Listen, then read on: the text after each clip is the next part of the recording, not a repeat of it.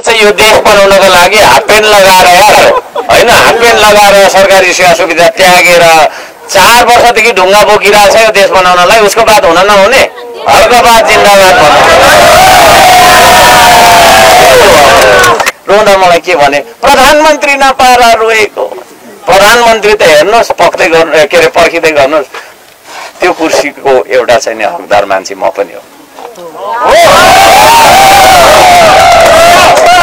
Just a matter of time, just a matter of time. You will see. त्यो कुरा हो। त्यसले गर्दा मान्छेले धेरै खिचिटिउरी नगर्नु। त्यत्रो जेनजी बित्दाखेरि रोएको क्या म।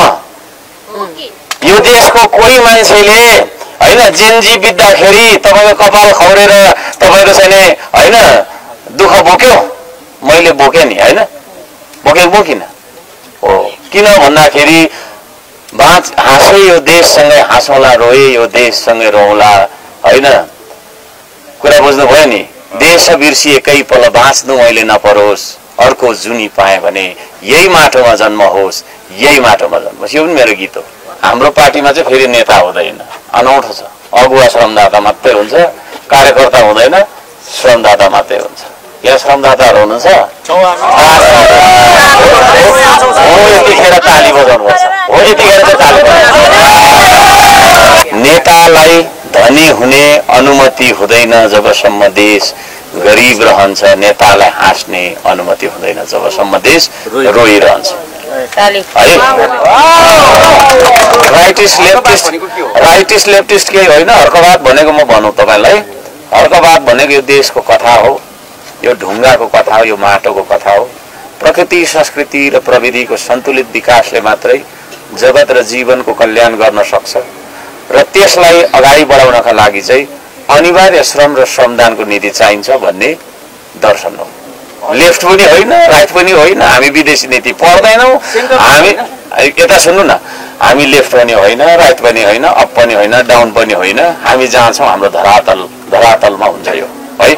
लेफ्ट भन्दा लेफ्ट चाहिँ हुँदै गइन्छ अनि गोलो भइँदो रहेछ लेफ्ट जाँदा त होइन। राइट भन्यो भने राइट हुँदै जाँदा त राइट अलिकति ल्याउँदा राइट त पुरो ठुलो सर्कलमा त गोलो भइँदो रहेछ अनि गोलोमा चाहिँ घुमिराख्दो रहेछ क्या। सुन्नु है राम्रोसँग, राइटिस्ट भने अलिकति राइट जानुहुन्छ कि त्यो राइट त तपाईँको कोर्दै लाँदा त भरे सर्कल बन्द रहेछ अनि सर्कलमा घुमिराख्दो रहेछ।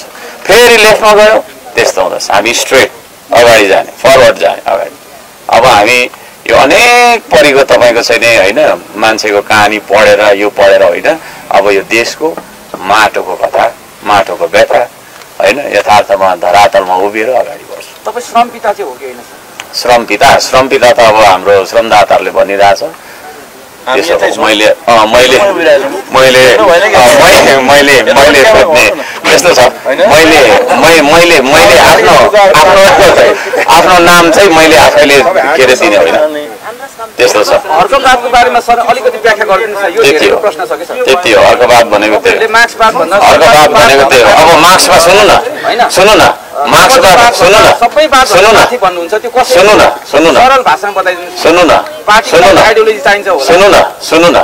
सुन्नु न यस्तो छ, टेक्ने ठाउँ त चाहियो। सुन्नु न है, मार्क्स भन्ने मान्छेको बात हुँदा हुने, लेनिन भन्ने मान्छेको बात हुँदा हुने, जो चाहिँ यो देश बनाउनको लागि हाफ पेन्ट लगाएर होइन हाफ पेन्ट लगाएर सरकारी सेवा सुविधा त्यागेर 4 वर्षदेखि ढुङ्गा बोकिरहेको छ यो देश बनाउनलाई, उसको बात हुन नहुने? अर्कवाद जिन्दाबाद भन्नु। यो हो नि त हो, यही हो। मार्क्सको कुरा पढ्दा हुने हामीले होइन, विदेशीको लेनिनको कुरा पढ्दा हुने, स्टालिनको कुरा पढ्दा हुने अनि हर्कको कुरा पढ्दा नहुने?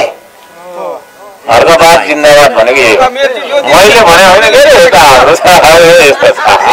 त्यसो भए यो कोट लाउनेले बिगारेको हो त, गट्टु लाउनेले मात्रै बनाउँछ। हो गट्टु लाउनेले। यता सुन्नुहोस्, सुविधा भोग गर्ने मान्छेले सुन्नुहोस् है, राम्रो उहाँले राम्रो कुरा गर्नुभयो है।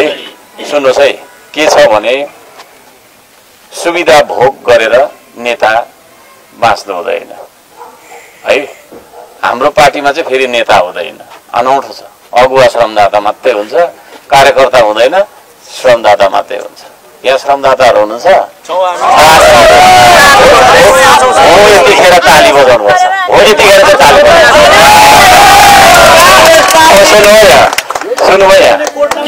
भन्दाखेरि नि किन भन्दाखेरि अब त्यसो भन्दाखेरि मलाई पत्र सोध्नु नि अब पत्रकारजी आफै कोट लगाइराख्नु भएको छ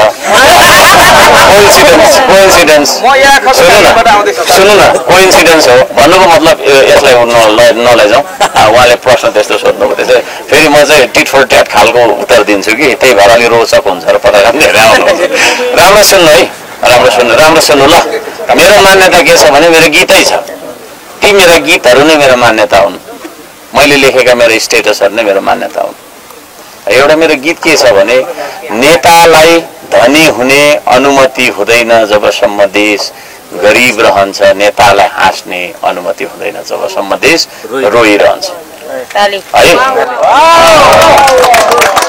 त्यही भएर जेन्जी त्यत्रो जेन्जी बित्दाखेरि रोएको क्या म यो देशको कोही मान्छेले हैन जेन्जी बित्दाखेरि तपाईको कपाल खौरेर तपाईको छैन हैन दुःख बोक्यो मैले बोके नि हैन बोकिन हो किन भन्दाखेरि हाँसे यो देशसँगै हाँसौला रोए यो देशसँगै रोउला हैन कुरा बुझ्नु भयो नि देश बिर्सी एकै पल बाँच्नु मैले नपरोस् अर्को जुनी पाए भने यही माटोमा जन्म होस् यही माटोमा जन्म होस् यो पनि मेरो गीत हो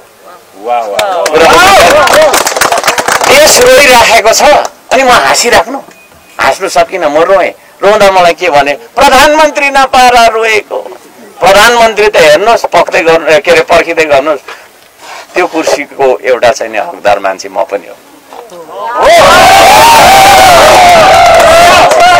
just a matter of time you will see त्यो कुरा हो त्यसले गर्दा मान्छेले धेरै खिसी टिउरी नगर्नु श्रम संस्कृति पार्टी चाहिँ राई लिम्बूको मात्र पार्टी हो भन्ने आयो अलिकति प्रश्न गराइदिनु त्यहाँ धन्यवाद छ यो लास्ट प्रश्न राखौँ होइन अरू प्रश्नहरू छ भने चाहिँ भोलि आउनु होला म अलरेडी यतै हुन्छु एकछिन त्यता गइन्छ होला त्यसपछि म अन्यत्र जाँदिनँ धन्यवाद छ अब मलाई सबैले कहिले के अरे पास्टर भनेको छ कहिले खोइ के जति भनेको छ कहिले के भनेको छ होइन म सबै धर्मलाई रेस्पेक्ट गर्छु म चर्चमा पनि जान्छु मन्दिर पनि जान्छु पशुपतिनाथ पनि गएँ होइन बौद्ध पनि गएँ मस्जिद चाहिँ गएको छैन होइन बाहिर विदेशमा हुन चाहिँ गएको थिएँ यता चाहिँ गएको छैन त्यहाँ पनि जान्छु सबै धर्मलाई मैले सम्मान गर्छु किनभने अर्को सन्तान भनेको चाहिँ प्रकृतिवादी हो संस्कृतिवादी हो प्रविधिवादी पनि हो त्यसले गर्दा फेसबुक धेरै चलाएको अरू नेता जस्तो होइन म है म भनेको अप टु डेट हुन्छ होइन टिकटकमा पनि आइडी छ इन्स्टाग्राम चाहिँ चलाउनु भ्याएको छुइनँ तर आइडी चाहिँ छ आई मस्ट बी अपडेटेड क्या होइन उनीहरू पो के अरे जेन कता पुगेको तर अर्को जेनजी नै हो नि होइन त्यसले गर्दाखेरि प्रकृतिवादी मान्छेले सबैलाई माया गर्छ संस्कृतिवादी मान्छेले सबैको संस्कृतिलाई सम्मान गर्छ है त्यसो भएको कारणले गर्दाखेरि म सबै मान्छेलाई सम्मान गर्छु अब आमाको कोखमा हुँदाखेरि निवेदन लगाएर नाक यस्तो मलाई चाहियो है भन्नु नमिलेर थेप्चे नाक लिएर आएँ मैले यसमा मेरो के दोष छ छैन मेरो हरेक पल यो देशको लागि छ हरेक वचन यो देशको लागि छ हरेक कर्म यो देशको लागि छ र मर्दा पनि यही देशको लागि मर्न पाऊँ भनेर मैले चाहिँ त्यो मन्त्र यहाँ आनेर गीत यो मेरो फेरि गीत छ गीत त मेरो 1000वटा छ कुनै दिन सुनाउँ भनेको गिटार लिएर बसौँ भने होइन सुनाउन 6 महिना लाग्छ 6 महिना चाहिँ लाग्छ सुन्नलाई तर है त्यस्तो मान्छे बताउँ न त होइन घरि के भनेको छ घरि के भनिन्छ मेरो आमाले मैले निवेदन लिएर नाक लामो बनाइदिएँ आमा भनेर मैले जानिदिनु पर्थ्यो नाक थेप्चे लिएर आएँ त म होइन अब थेप्चे नाक भइसकेपछि चाहिँ थेप्चेले मात्रै माया गर्छ कसले भन्यो सन्धानमा चुचेले ल्याउनु भनेको छ र छैन हामी सम्पूर्ण जाति आउनु न छेत्री बाहुन आउनु कामी दमाई आउनु को आउनु न मुस्लिमहरू आउनु मधेसी आउनु श्रमदानमा चाहिँ खालि त्यो नाक थेप्चे मात्रै आइरहेछ अनि त्यहाँ देख्दो रहेछ श्रमदान नाक थेप्चेको पार्टी रहेछ होइन है त्यस्तो होइन त्यसो नभन्नु तर म जातीय विभेद गर्छु फेरि किनभने हामी एउटा मान्छे हो, मान्छेले मान्छे जस्तो व्यवहार गर्नुपर्छ। मैले अस्ति गाईघाटको दिन पनि भने होइन, गाईघाटमा पनि मैले चाहिँ केही भने, म त श्रमदानमा नि सर्प भेटिँदाखेरि पनि सर्पलाई यसो गरेर पर लानुपर्छ है भन्ने मान्छे हो। श्रम संस्कृति पार्क भन्ने पार्कको बारेमा सुन्नुभयो होला, त्यहाँ अधिकांश के अरे फलफुलको बिरुवा छ। त्यो फलफुल चाहिँ मैले भानुचोक झर्ने छाताचोकभरि तपाईँको फैलिएको बाँदरको लागि रोपिदिएको। यसपालि थुप्रो तपाईँको अम्बक फल्यो, कम त खायो बाँदरले। अब बाँदरलाई त त्यतै माया गर्ने मान्छेले मैले चाहिँ अरू जाति चाहिँ फलना त्यस्तो भन्नु मैले कसरी त्यस्तो भयो कसले भन्यो त्यो है। त्यसले गर्दाखेरि श्रमवादी मान्छेले होइन, श्रम संस्कृतिवादी मान्छेले श्रमको कुरा गर्छ है। छेत्रीले रोप्दाखेरि पनि मकै नै हो, बाहुनले रोप्दा पनि मकै नै हो, राईले रोप्दा पनि मकै नै हो होइन। तपाईँको चाहिँ मकै उसले रोप्यो भने त्यहाँबाट चाहिँ प्रकृतिले मकै नै फलाउने होला नि त होइन। प्रकृतिले धान फलाउँछ, मकै रोप्दा फलाउँछ त फलाउँदैन। प्रकृतिले विरोध गर्दैन भने प्रकृतिवादी मान्छेले विरोध गर्न मिल्छ? मिल्दैन। That is the thing. तर योगदानको कुराहरू आउँछ है, यी कुराहरू छन्। र यति मैले भने यहाँ सबैजनालाई हार्दिक नमन गर्न चाहन्छु। मैले अघि पनि भने, फेरि एकचोटि पनि म अनुरोध गर्न चाहन्छु, पत्रकार देशको बन्नु होला, राज्यको बन्नु होला, पार्टीको नबन्नु होला। हार्दिक धन्यवाद छ। नमस्कार।